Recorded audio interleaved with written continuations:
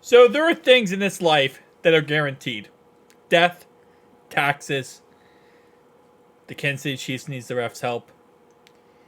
And number 4 is the Carton show will always bash the Cincinnati Bengals. And I usually don't watch this show because usually Carton just says the dumbest stuff possible.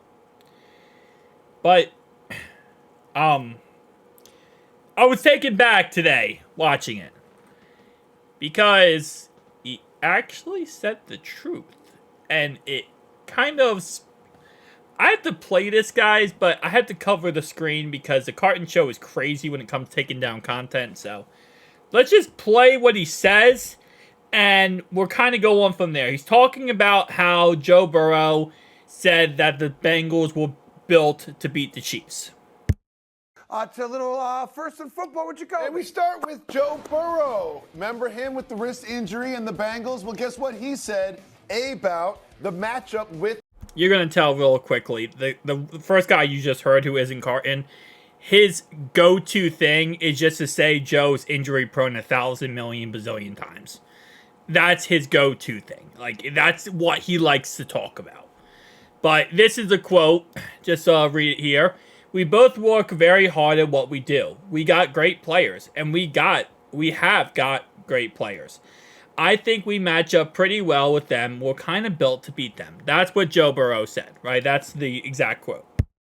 The Kansas City Chiefs and the Bengals, he said, quote, we both work really hard at what we do. Up pretty well with them. We're kind of built to beat them. Yeah. Why would Joe Burrow say this about the Super Bowl champs? Because he's 3-1 against them, and he's the only guy that's had any type of continued success against the Chiefs, and he has every right to say it. Okay. 3-1. Teams point per game, 27, 25.5. Touchdowns, 9 touchdowns, 3 interceptions, 8 touchdowns, 2 interceptions. Again, very, very good matchup between both teams. And he's dead on right. You know, don't forget, they were renaming Arrowhead Burrowhead, if you remember, Burrowhead. prior to the last time they matched up. And there was some truth to that, where, you know, I will say overall-wise, Burrowhead, well, still find it funny.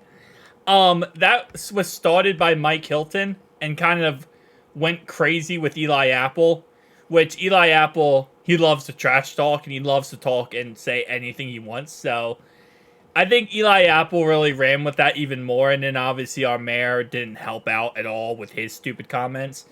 But I don't think it was as crazy as people like made it out to be.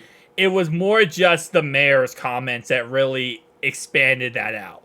Because Mike Hilton, I think he said it after we beat... No. He said it after we beat the Bills. And then Eli Apple went on Twitter and went off about it. So a lot of it was Eli Apple and then the Cincinnati Bengals mayor. the one bugaboo for Patrick Mahomes in a career where he has no bugaboos was his inability to get past the Cincinnati Bengals. Right? Cincinnati's the only team that's gone into Arrowhead and had great success in the postseason like they have. Now, look, Cincinnati's got other problems right now, and that is their own division and the fact that they have taken a hit talent-wise where they may not be as good running the ball. They don't have the depth they had at wide receiver. All the things that come with success, you know. Okay, so this is something that they're going to home in on a lot in this video, and I really do not understand the perspective. So they're going to keep talking about that depth at wide receiver that we now no longer have, that according to them, we had before. So as you probably already know, this offseason we lost one wide receiver. The one wide receiver we lost was Tyler Boyd. Does it suck? Absolutely. But our receiving core is exactly the same as it was last season and pretty much the year before that, excluding Yoshi and Chuck Sizzle. So to say we lost our receiver depth makes absolute no sense. We still have franchise tagged T. Higgins. We still have Jamar Chase. We still have Trenton Irwin. Again, Tyler Boyd's the only one who's not there. And in most people's common sense here, we're probably going to take a wide receiver in the draft, which is going to be the replacement for Tyler Boyd. So they're going to home in on this a lot. I'm going to cover this now. It makes no sense to even bring up this point because we in no way have less wide receiver depth than before. Yeah, we don't have Tyler Boyd, but you know what? There's always a chance we bring back Tyler Boyd. He's still a free agent. So that's number one. Number two, the running back situation. Listen, I love Joe Mixon, I really do. But our offensive line is better than it was last year, okay? It's a lot better now with Trent Brown at right tackle. We're going to use the draft to help out our offensive line even more. Once you add in all those factors, Zach Moss is a good running back. Chase Brown's going to take another step forward. Joe Mixon's great, but he was doing it behind an awful offensive line. Now you're giving new options, a great offensive line. I think our running back situation will actually be much better.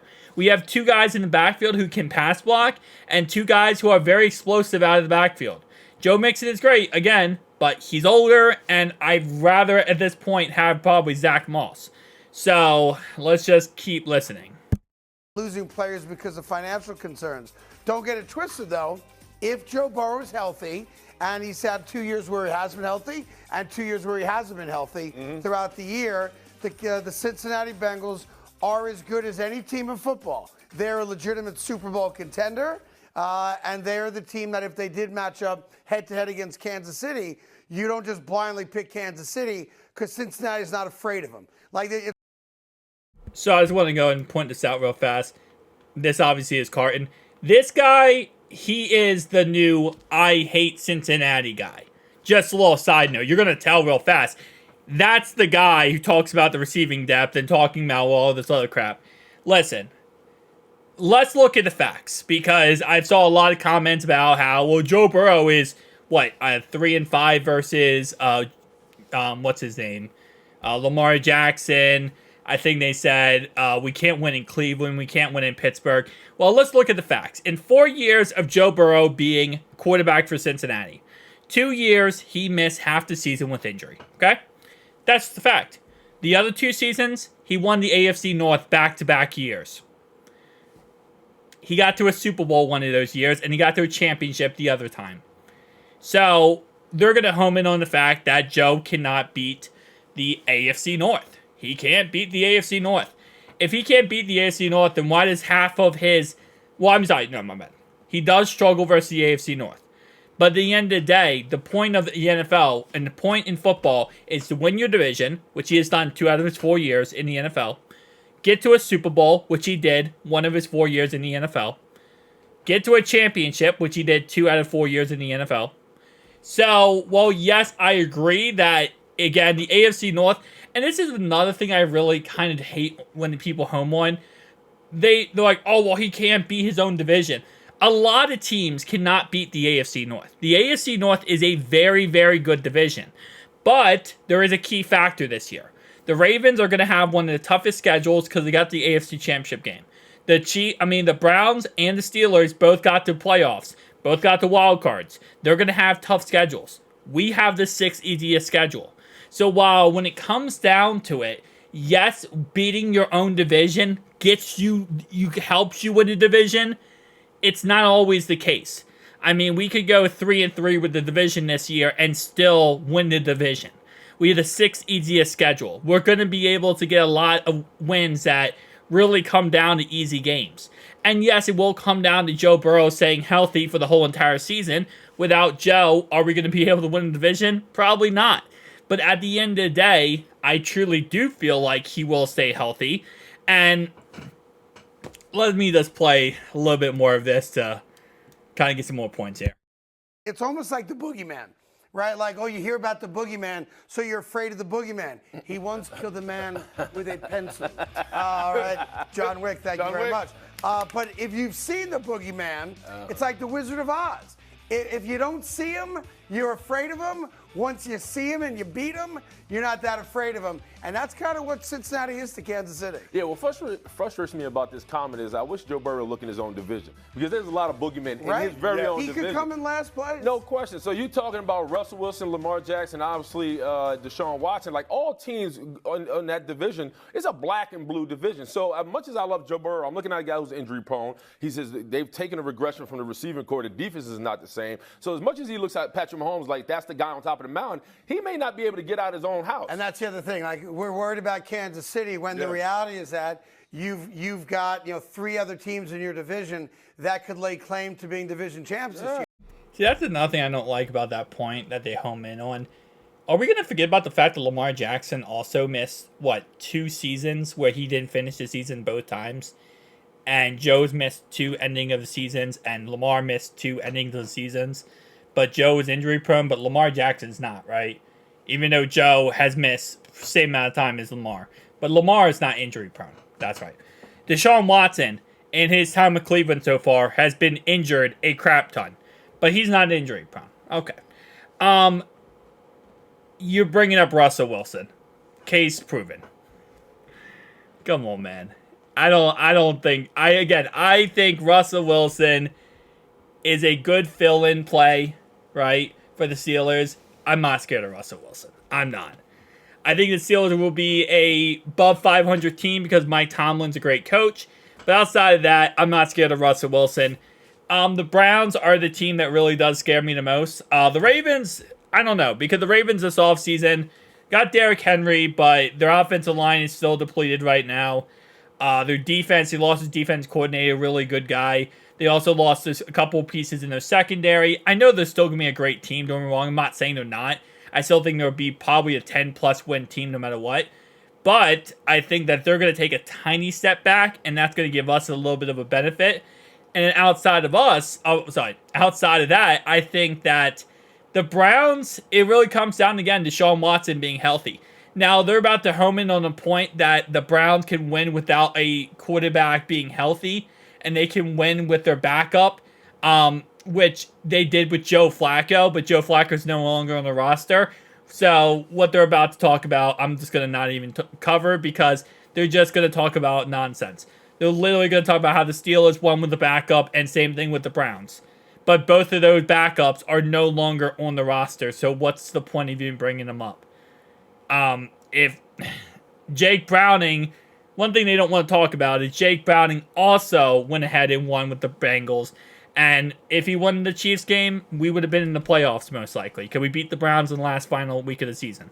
So, again, like I said, I give the Carton show credit here for talking about the truth about the Chiefs and how we are built to beat the Chiefs. And again, like I said, listen, at the end of the day, I say this is like the most surprising moment I've ever thought about when it comes to the Carton show ever defending us in any way. But it's just, this is why, again, I don't like talk shows. I don't like analysts. I don't like sports shows. Because, yes, he started off with logic, but then they don't make good points at all. All they do is talk nonsense.